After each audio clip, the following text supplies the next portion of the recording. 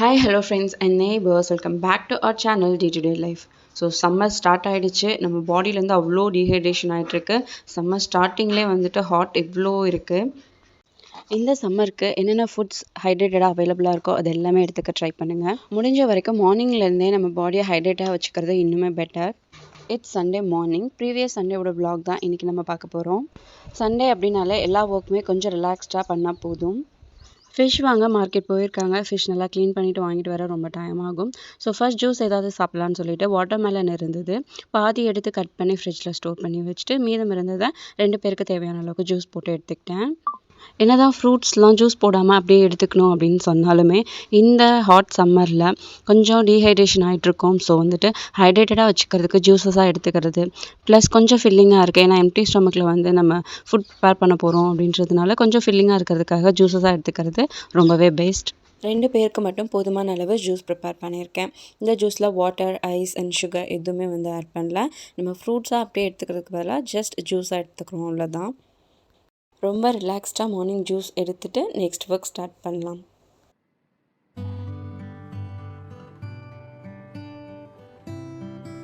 And next tiffin and lunch work ரெண்டுமே வந்து at a டைமில் ப்ரிப்பேர் பண்ணணும். நான்வெஜ் தான் அப்படின்றதுனால மார்னிங்கே வந்து ப்ரிப்பேர் பண்ணிட்டோம் அப்படின்னா மார்னிங் அண்ட் ஆஃப்டர்நூன் ரெண்டுமே வந்துட்டு ஓகே ஃபினிஷ்.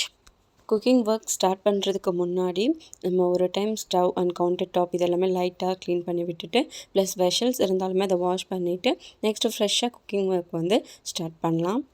மீன் குழம்பு அப்படின்னாலே ஃபர்ஸ்ட் அந்த புளியோட டேஸ்ட் ப்ளஸ் நம்ம ரெடி பண்ணுற மசாலா இது ரெண்டும் தான் வந்துட்டு ஹைலைட்டாக இருக்கும். ஸோ ஃபர்ஸ்ட் நான் ஒரு லெமன் சைஸ் புளி எடுத்து ஊற வச்சுட்டு சின்ன வெங்காயம் கொஞ்சம் எடுத்து ஃபர்ஸ்ட் தோலி உரிக்க கஷ்டமாக இருந்தது அப்படின்னா சின்ன வெங்காயத்தோட 2 கார்னர் ஃபர்ஸ்ட் கட் பண்ணிவிட்டு அப்படியே தண்ணியில் வந்து போட்டுடலாம்.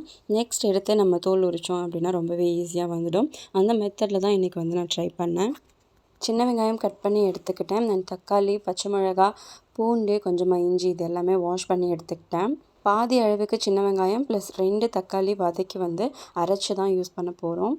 ஸோ ஃபர்ஸ்ட் கடாயில் கொஞ்சமாக ஆயில் விட்டுட்டு அதோட கொஞ்சம் சின்ன வெங்காயம் எடுத்துக்கலாம். நமக்கு எந்த அளவுக்கு கன்சிஸ்டன்சி தேவை அப்படின்றத பார்த்துட்டு அதுக்கேற்ற மாதிரி இந்த மசாலா வந்து நம்ம ரெடி பண்ணிக்கலாம். மீன் குழம்பு ப்ரிப்பேர் பண்ணுறோம் அப்படின்னாலே மீன் குழம்பு ப்ளஸ் அதோட கண்டிப்பாக மீன் ஃப்ரை இருக்கும். ஸோ ஃபர்ஸ்ட் மீன் குழம்பு ப்ரிப்பேர் பண்ணுறதுக்கு முன்னாடியே ஃபிஷ் ஃப்ரைக்கு தேவையான ஃபிஷ் எடுத்து அதை மேரினேட் பண்ணி எடுத்து வச்சிட்டோம். மீன் குழம்புக்கு தேவையான மசாலா ஃப்ரை பண்ணும்போதும் சரி, மீன் குழம்பு தாளிக்கும் போதும் பியோர் நல்லெண்ணெய் யூஸ் பண்ணோம் அப்படின்னா அதோடய ஃப்ளேவர் வந்து ரொம்பவே எடுத்து கொடுக்கும். ஆனியன் கொஞ்சம் வதங்கினதும் அதோட பூண்டு ஆட் பண்ணிவிட்டு கொஞ்சமாக சோம்பு ப்ளஸ் ஜீரகம் ஆட் பண்ணி லைட்டாக ஃப்ரை பண்ணி விட்டுக்கலாம். ஆனியன் மசாலா நல்லாவே வதங்கிட்டுருக்கவே லோ ஃப்ளேமில் ஸ்டவ் வச்சுட்டு இப்போது 2 தக்காளி எடுத்து கட் பண்ணிக்கலாம். கட் பண்ணி அதிகமாக ஆட் பண்ணிட்டு நல்லா வதக்கி விட்டுக்கலாம். கொஞ்சமாக சால்ட் ஆட் பண்ணி நல்லா வதக்கி விட்டுட்டு அதோட கொஞ்சம் ரெட் சில்லி பவுடர் அண்ட் மல்லித்தூள் கொஞ்சம் ஆட் பண்ணி அதையும் நல்லா கிளறி விட்டுக்கலாம். சம்டைம்ஸ் தேங்காய் தனியாக அரைச்சி அதோட பால் மட்டும் எடுத்து குழம்புல ஆட் பண்ணலாம். பட் மசாலா வறுத்து அரைக்கும் போதே தேங்காய் ஆட் பண்ணோம் அப்படின்னா டேஸ்ட் இன்னுமே சூப்பராக இருக்கும்.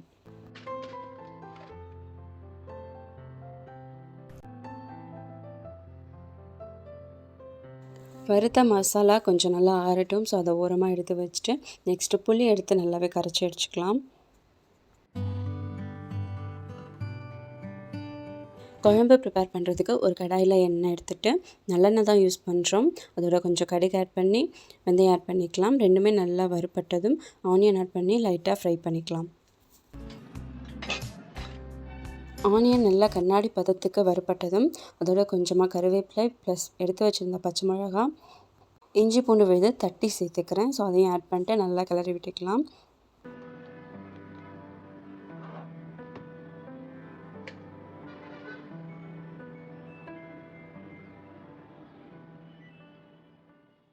மசாலாவுக்கு தேவையான ஆனியன் எல்லாம் வதக்கி வச்சுருந்தோம். அது நல்லா ஆறினதும் மிக்ஸி ஜாரில் நல்லா அரைச்சி எடுத்துக்கலாம். குழம்புக்கு நம்ம வதக்கின ஆனியன் நல்லா டீப் ஃப்ரை ஆகிற அளவுக்கு நல்லா வதக்கிட்டு நெக்ஸ்ட்டு தேவையான அளவு கொஞ்சமாக மஞ்சள் தூள் அண்ட் ரெட் சில்லி பவுடர் கொஞ்சம் ஆட் பண்ணிக்கலாம். மசாலா ரெடி பண்ணும்போதே ரெட் சில்லி பவுடர் கொஞ்சம் ஆட் பண்ணியிருக்கோம். ஸோ நம்ம காரத்துக்கு ஏற்ற மாதிரி நம்ம ஆட் பண்ணிக்கலாம். எவ்வளோ கன்சிஸ்டன்சி குழம்பு நமக்கு வேணுமோ அந்த அளவுக்கு புளி தண்ணி எடுத்துக்கலாம். ப்ளஸ் வறுத்த மசாலா வந்து நம்ம அரைச்சி ஊற்றும் போதும் கொஞ்சம் வாட்டர் ஆட் பண்ணுவோம். ஸோ நம்ம வந்துட்டு அதை பார்த்துட்டு தண்ணி ஆட் பண்ணிக்கலாம். மசாலா பேஸ்ட் ஆட் பண்ணதும் தேவையான அளவுக்கு தண்ணி ஆட் பண்ணிவிட்டு ஒரு 5 to 10 மினிட்ஸ் வரைக்கும் கொதிக்கட்டும். ஸோ நம்ம இப்போ வந்துட்டு மூடி போட்டு மூடி வச்சுக்கலாம். சாலிடாக ஒரு 7 to 15 மினிட்ஸ்குள்ளே நல்லா எண்ணெய் திரண்டு வந்து கொதிக்கிற அளவுக்கு வந்ததும் நம்ம வந்துட்டு இப்போது மீன் எடுத்து அதில் ஆட் பண்ணிக்கலாம். மீன் ஆட் பண்ணதும் ஸ்டவ் லோ ஃப்ளேமில் வச்சுட்டு ஒரு 10 to 15 மினிட்ஸ்க்கு க்ளோஸ் பண்ணி வச்சிடலாம். 15 மினிட்ஸ்க்கு அப்புறம் லைட்டாக வந்துட்டு மீன் உடையாத அளவுக்கு கிளறி விட்டுக்கலாம். குழம்பு ரெடி பண்ணும்போதே சைட் பை சைட் டிஃபனுக்கு தேவையான சப்பாத்தி மாவும் பிசைஞ்சு வச்சாச்சு. ஸோ சப்பாத்தி போட்டு எடுத்தோம் சாப்பிட்டுட்டோம் அப்படின்னா tiffin work finished. After lunch சாப்பிடும்போது ஃப்ரெஷ்ஷாக 1 கப் ஆஃப் ரைஸ் வச்சு ஃபுட் ரெடி பண்ணிக்கலாம். ஃப்ரை பண்ணுறதுக்காக மேரினேட் பண்ணி எடுத்து வச்சிருந்த ஃபிஷ் வந்துட்டு லஞ்சுக்கு யூஸ் பண்ணிக்கலாம் அப்படின்னு சொல்லிட்டு இப்போ எங்களுக்கு சாப்பிட்றதுக்கு மட்டும் 2 பீஸ் ஆஃப் ஃபிஷ் மட்டும் ஃப்ரை பண்ணி எடுத்துக்கிட்டோம். ஸோ சப்பாத்தியும் ரெடி ஆயிடுச்சு. 2 பீஸ் ஆஃப் ஃபிஷ் வந்து ஃப்ரை பண்ணி எடுத்துகிட்டு டிஃபன் ஒர்க் வந்து ஃபினிஷ் பண்ணிக்கலாம். இது எல்லாமே ப்ரிப்பேர் பண்ணிவிட்டு சைட் பை சைட் விஷல் எல்லாமே வாஷ் பண்ணி விட்டுட்டு அண்ட் கவுண்டர் டாப்பும் லைட்டாக க்ளீன் பண்ணி விட்டுட்டோம். டிஃபன் நல்லா எம்மியாக சாப்பிட்டு முடிச்சிட்டோம்.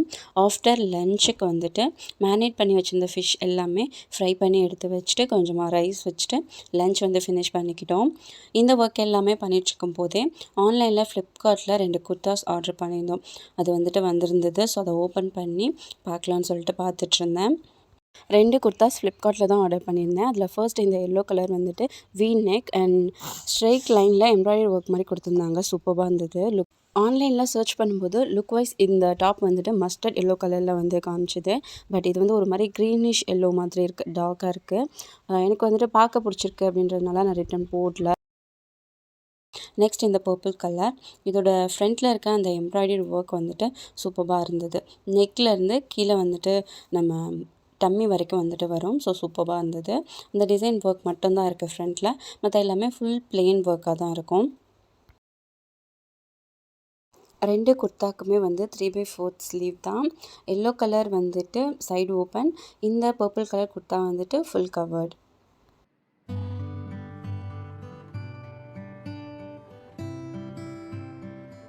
Anyways both of the colors I loved it.